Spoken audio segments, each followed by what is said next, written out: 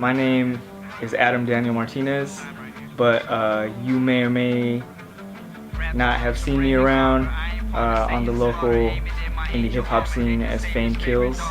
I'm from San Bernardino, California, born and raised. I'm currently residing in Riverside, and I teach college English at Moreno Valley College and Chaffey College, and I make music. Got me, he got me, he got me like a rose, you know water me. Got me, he got me, he got me like a rose, you know water me. Cause I'm keeping it real, cause I'm keeping it real, cause I'm keeping it. So I try to do my best detective work on your name, Faim Kills. Yeah. F-A-I-M, right? Yep. Alright, so correct me if I'm wrong, but my theory on your name is, Faim, F-A-I-M, the French word for hunger. Am I in the right direction? I did not know that. okay, so I'll probably... that adds an amazing layer. So yeah, because I was interested in why you spelled your name Faim like that, so I went to Google, I typed it in that way, it came up French word for hunger. So I'm thinking Faim Kills is a play on words, people are hungry for fame, and they're willing to die over it, so that's kind of what I was going with it. That's amazing. What's the origin? That's the definition of untapped. I'm gonna start using that. That's another layer that makes sense. Well, Faim Kills started as a gamer hashtag. Okay.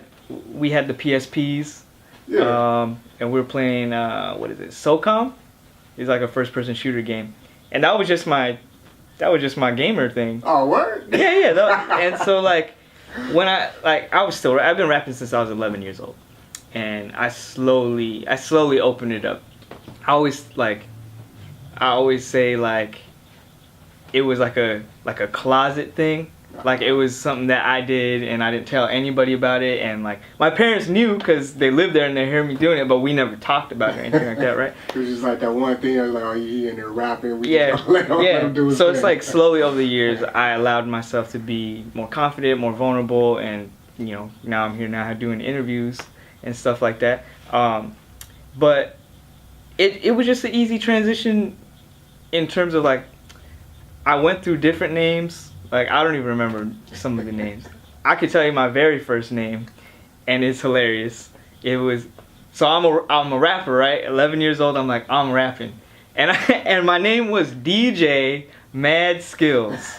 This is before this is when I was just really getting into hip hop in terms of digging deep and knowing about more than what's on MTV and BET and stuff like that. Yeah. So I came to later find that there's a Mad Skills from, I think he's from Virginia Beach, super talented. He always did, I don't know if he still does them, but he always did a year wrap up where he would do. It's been a while since I heard one. But you've heard this when before, I was right? in high school. Yeah. Every year he would just talk about all the big things that happened in the year, just really finesse it, very nice. It was dope. I think at some point in high school I went by Wise Hall of Fame. Just kind of like Hall of Fame, but Hall of Fame and Wise, because I was always the very inquisitive kid in my group, and with my cousins and stuff like that. I was the nerdy kid, you know what I mean? Ain't nothing wrong with that. And so the reason I changed it from just the normal spelling of Fame to, it's close to what you're saying, but it's not as cool as what you said. For me, it was the aim, if your goal with no matter what you're doing is just the look, then that kills, that could literally kill you. You have I wouldn't say that Kurt Cobain was chasing fame at all, but just the fact of becoming famous could kill you in certain ways. It's not the entire reason that you died, but it's a contributor, right? Right. So it can literally kill you. It kills the art that you're making, because you're doing it for different reasons at a certain point that take away, that damper it or something like that. When I was 11, I'm gonna date myself, but whatever. I don't care. Let's see. I was like, I think it was like 1997-ish. When same age, don't I? When I first was like, when I first put a pen or a pencil to a piece of paper and wrote 2 lines that rhymed, like besides a poem, like to a beat. Mm-hmm.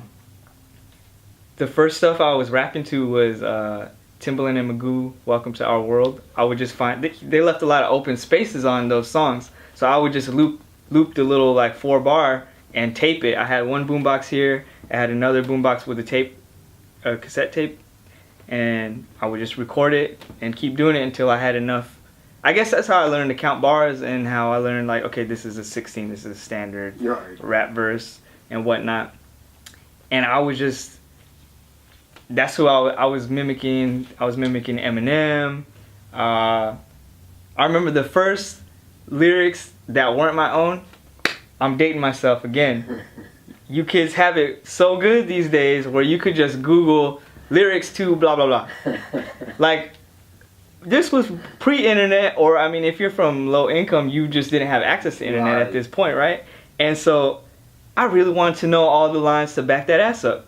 So first I had to record it off the radio, and then I sat there and was pausing it and writing line by line. And so that's another way that I internalized certain flows of artists by trying to figure out what they were saying. You know what I mean? So I went through all these different points of mimicking Jay-Z for sure, Fabulous in the early 2000s. And so with that mimicry, it's like you're not really giving yourself. I was still posturing. I was still rapping about having guns and stuff like that. Things that I clearly wasn't doing. We're at a weird time where there is that, like, that's the line that's being drawn now more than like mainstream or underground or east or west. That's all dead. But now it's young and old. Yeah. I think that line really got drawn with 444 though. Like I feel like Jay-Z, like, people were talking about, like, you know, you see on social media, like, oh man, I don't like this mumble rap, or I don't like these youngsters coming up. But I think Jay-Z really came through 444. Is like, you know what, I'm mature now. Hip hop has to mature with me. Yeah. I don't necessarily agree 100% with that, but you know, I get it, I understand it, you know, because it's a lot of mainstream youngsters out there who are just polluting what hip hop should be. Right. But I feel that hip hop always needs to be evolving to stay relevant. Like, it's an identity crisis for me, because age is something I can't change. Like, I could try to keep up with a little pump, and I might look it a little bit, but mentally I'm not there, so it's gonna be fake. So I think there's a lot of people around this age, late 20s, early 30s. Hip hop, it's always been a youth culture, right? Exactly. And the youth should have a place to express themselves however they see fit. But I think there does need to be space for the forefathers and everybody in between. Being a person of color, being actively involved in hip hop culture, and hip hop culture being the dominant American culture for the most part, it's informing everything. It puts me on the advantage. Just like, it's easier to connect with these kids.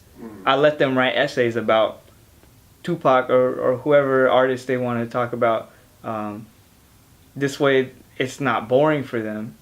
They can write about what they want, and then I can help them to actually, like, organize it better, write better sentences.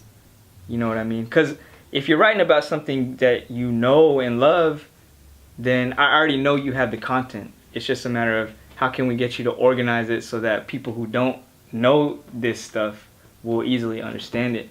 So there's that. It's just like, they get surprised all the time. Like, what? Like, I like to start off my semesters with an icebreaker exercise where they go meet each other, get each other's email, contact info, and I say, I want you to get, you know, their major. I want you to get, like, something interesting about them, and then I want you to get their favorite album or favorite artist of this year. And so once they do that, and they're introducing their partner to the whole class, and they'll be, you know, I got a lot of Drake fans in my class, and And so I'll have that conversation with them, and they're always like, you know who that is? You know that? Blah, blah, blah, blah. And I mean, it's fine. But I think that attests to what I was saying earlier, that like hip hop is growing up. Like there's people that grew up on it that are in academia now, that are in big business, that are they're in places that hip hop didn't really exist, or maybe hip hop even rebelled against. But I think it's a beautiful thing and a necessary thing that we inject ourselves into those environments. Like I had one student that he actually works at Glass House. And I mean I told him that I make music or whatever. Yeah. But I don't really announce it. I'll say it in passing, like yeah, I make music, or I rap, or probably, like if you say you make music, they probably, you probably got home playing acoustic. Yeah, they have their perceptions in that, and that's fine. But yeah, I don't like promote it or publicize it. I'm not. You ain't selling your mixtapes out. Yeah. I'm not giving extra credit for coming to my show or anything like that. I don't know if it's because I'm still a guppy in this professor thing. Like I'm only in my second year of teaching, and so it could be me just like not wanting to rock the boat administratively, like if you know what I mean. Yeah. But eventually, that's all. I've always said that this is a goal that I wanted to be in hip hop, and I wanted to be in academia, and I like eventually, I'd probably like to go full time and be able to like really teach a course on like hip hop and American literature and how those might intersect. Yeah. Where me being a rapper would show to administration that I have like a wealth of experience in that, and that would probably help me to be able to get through the red tape to be able to make this course happen. But right now I'm just trying to show that I'm an effective professor. As much as the signs are clear that hip hop is an important piece of American fabric, like there's still a great population that doesn't want to take it seriously in terms of this is something that we should be studying, and let's dig into it and let's see what themes are being said about class and race, and like it's ridiculous to me that it's still taboo, or it's still considered, it's still kind of like a lesser art or something like that. So yeah, I want to be a part of that, and it gets difficult sometimes. I'm not gonna lie. It's always been. You got Kanye West talking. He has an album called College Dropout. You got Odd Future saying, "Fuck school, burn shit," like, and you have all of these great artists that were able to navigate around going to college, right, or even dropping out of high school, and they're still making money, and they're championing that story. And I just think it's irresponsible, because that's like winning the lottery. Right. I believe in education, despite the fact that, you know, some history that's being taught is fabrication, right, to keep certain classes or races in power. I believe all that. But expanding your knowledge and being a part of, if we want these institutions to change, we have to be in them. People of color have to be in them. Exactly. People from lower middle class have to be in them. Like, you can't just bitch about it and just reject it. I mean, you can, but nothing's gonna change. Like, our generation, like, we're forced to be multifaceted, multi-talented in the job market. Like, so yeah, you're gonna need to make music, but you're gonna need to know how to run your business and your brand and all that stuff. I don't like the energy that maybe if you don't put your all into this music thing, then you're not working hard, or something like that. Like, I'm working towards these two things that I want to intersect, and you can't tell me I'm not working hard because I chose to be a part-time professor while I'm still making music. Like, these, I want them to intersect. And so just because I'm not out, like, you know, doing the political thing with music and being out at like concerts and all that. Yeah, like I'm working at it in a different route, and I'm sure, and I say that to say that there's plenty of artists that are doing the same thing, and I don't know, man. It's it's a tricky time. It's a tricky time. I mean, I think just being very tied up in as a fan of the culture, just not even as an artist, as a fan of the culture, like I'm able to figure out, okay, so maybe right now I can't specifically teach a course about like To Pimp a Butterfly or Kendrick Lamar's catalog and like theory of something. Yeah, and like Invisible Man, or you know what I mean? Like I can't get that specific right now. But like for example, one of my classes I'm teaching about identity and popular culture. And so for their midterm, I had them analyze a music video. And I gave them, you know, certain questions to ask themselves. And like the majority of the videos I gave them like maybe 7 videos that they could choose from. I chose Moonlight, Jay-Z. I chose Humble, Kendrick. So it's like I'm teaching them. And the thing is, I'm not really teaching them because we all do this already. We all have these debates and conversations about the art that we love. Like, they love Kendrick. They love Jay-Z. They're already having these conversations. So now I'm just teaching them how to do it in an academic setting. That's cool. Like, and I'm teaching them, maybe they are having these conversations, but they're not going as deep as they could. So I'm teaching them to really read into the subtext. I want to be seen as a scholar of hip-hop. I think when it's all said and done, I think that's always kind of been something in me. And performing on stage, I mean, when it comes down to it, that's more of a selfish thing.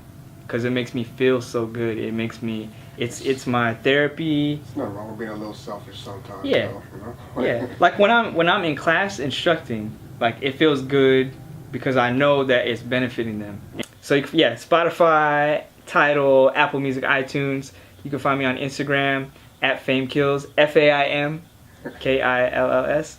Twitter, same thing, at Faim Kills. Facebook, facebook.com/official Faim Kills. If you want to send me beats or if you're trying to collab, you hit me up at famekills@gmail.com. If you are a writer, if you're a photographer, graphic designer, some kind of artist, illustrator, I run a digital zine called Por Vida, Pourvida, and we publish for the 4 seasons essentially. So we're about to put our fall issue out in the coming weeks, but you can always send your submissions to us at pourvidazine@gmail.com. We'd love to read your work or look at your visual art, and yeah, we want to help you if you're trying to get into the publishing game and understand what that feels like, and if that's an accomplishment that you would like to have on your resume. Like, we're always looking for anybody, really, anybody.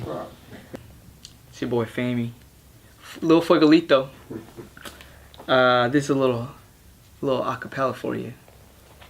Frame of mind so George Costanza, flow bananas, prose and stanzas, boast the most explosive hammers, posted like the ghost of Hamlet. The plot thickens omnificent and auspicious. The God listens, I listen back, his omniscience. Oh man, you rappers should feel threatened. Watch me use my pain as a weapon. In and out of class, Fame been professing. Then I hit the church for the blessing. I haven't been to church for a while, but still praying every day. What was that? Then I hit the church for the blessing. I know, God on my side. Got down on my bad knee, put the pride to the side. Work can cause my dreams and time to collide. That's why I'm always coming live from the side that's west. Y'all could bounce like a check, thinking that we owe you an ounce of respect. No. Thinking that we owe you an ounce of respect. Birdman, daddy man, he lounged with the fresh. Every song you wrote in the trash to the left. I've been jamming for summer since 9/7. That means I've been doing this shit since I was 11. Time spent perfecting divine sentences. Now I'm sending smiles straight to the heavens, yes. Brown, very short and skinny. I get it, but fame is better than your favorite rapper. Admit it. I lifted that from Murs. Shout out Murs. Fame is better than your favorite rapper. Admit it. Blissed out, then I pushed past the limit. Blissed out, then I pushed. past the limit. I was thrashed out, I'm not afraid to admit it. But now I'm blissed out, became myself and I did it. Said I was thrashed out, meaning that I went through some severe depression when I was like 27. But now I'm blissed out, I became myself and I did it. And you should too. Alright? Do it, be yourself. Be proud of who you are. That's my little acapella.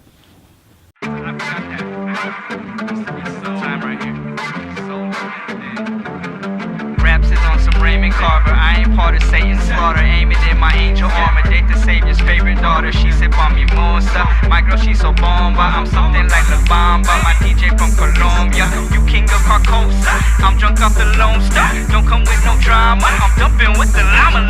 Got me, he started me. He guarded me like a rose, you know, water me. Got me, he started me. He guarded me like a rose, you know, water me. Got me, he started me. He guarded me like a rose, you know, water me. Got me, he started me. He guarded me like a rose, you know, water me. Cause I'm keeping it real. Cause I'm keeping it real. Cause I'm keeping it real. Fly villas and seashores, the trees luscious.